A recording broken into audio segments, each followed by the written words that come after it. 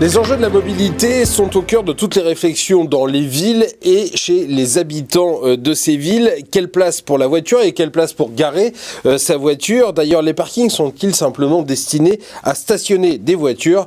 Ces questions constituent le quotidien de notre prochain invité et on va en parler tout de suite avec lui. Et je suis avec Nicolas Andréotti, bonjour. Bonjour Jérôme. Vous êtes le directeur général de Medpark, société qui gère 32 parkings dans la région de Bordeaux, 15 000 places de stationnement.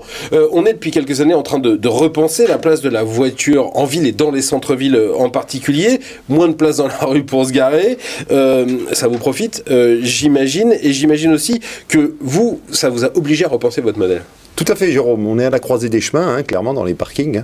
Le vieux concept de la boîte en béton avec de la ferraille à l'intérieur est en train d'évoluer. On doit absolument modifier nos usages et devenir quelque part un hub de la mobilité, notamment de la mobilité douce.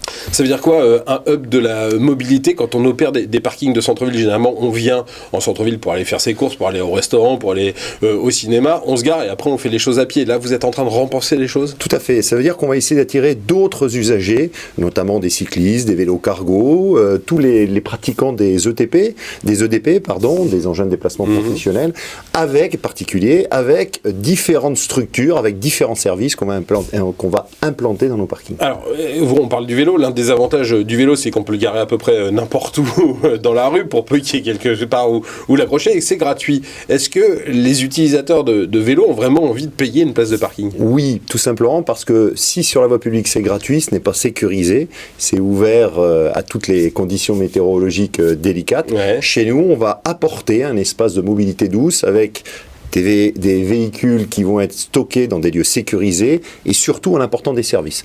Des kits de réparation, des aires de lavage, des boîtiers pour charger ces batteries électriques. Donc on va essayer vraiment d'apporter un service de qualité qui va réellement se différencier avec le stationnement. Voilà, il y a tout un nouveau modèle qui est en train de se créer. Ce nouveau modèle, je crois que vous ouvrez un nouveau parking là, dans le centre-ville de Bordeaux, à côté de la gare.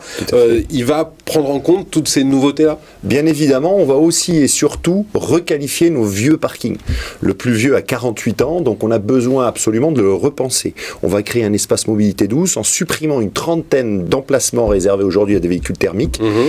Que l'on va transformer en espace mobilité douce pour 250 vélos cargo, EDP, où on va apporter, comme je vous le disais, tous ces services et cette plus-value à nos usagers qui en demandent de plus en plus aujourd'hui. Alors, il y a le vélo, mais il y a aussi les voitures qui ont tendance à être plus longues, à être plus larges que d'habitude et à devenir hybride rechargeable ou électrique. Et là aussi, j'imagine que ça nécessite une modification de vos infrastructures. Clairement, dans notre plan stratégique de développement des 5 prochaines années, l'électromobilité est également aussi au cœur de notre réflexion.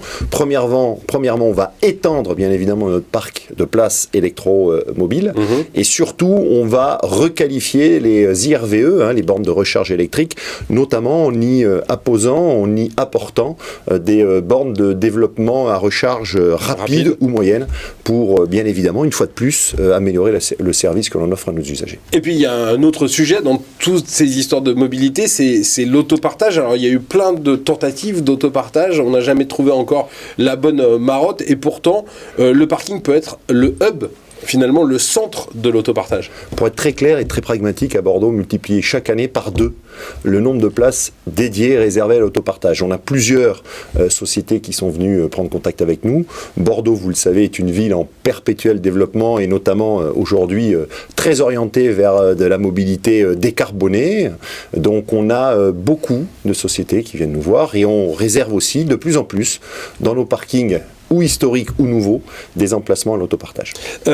Mine de rien, est-ce que finalement venir en voiture dans un centre-ville, c'est pas devenu un luxe aujourd'hui, alors que souvent ceux qui viennent en voiture, c'est ceux qui n'ont pas les moyens d'habiter dans le centre-ville et donc qui n'ont pas forcément les moyens non plus d'y stationner longtemps? Je dirais qu'aujourd'hui, c'est un service qu'on offre dans l'hypercentre, mais ne pas oublier, bien évidemment, que sur l'agglomération sur laquelle nous sommes présentes, on a différents types de parkings. Des parkings d'hypercentre qui, en effet, vont avoir une tarification assez élevée, mais on a aussi des parkings de périphérie qui vont plus servir de parking relais, de parking mixte, sur lequel des tarifs horaires encore tout à fait intéressants, abordables, sont proposés à nos usagers. Voilà, on va garer sa voiture et après on va prendre le tram, le bus, etc. On prend des vélos dans le sens où on va devenir un hub de la mobilité dans l'ensemble de nos parkings. Voilà, c'est un sujet absolument passionnant. La mobilité et les parkings sont au cœur de tout cela. Merci beaucoup d'être venu nous raconter tout ça aujourd'hui, Nicolas Andréotti. Medpark, donc les parkings à Bordeaux. À très bientôt dans l'émission. Restez avec nous dans Demain Entreprendre. Tout de suite, un nouvel invité.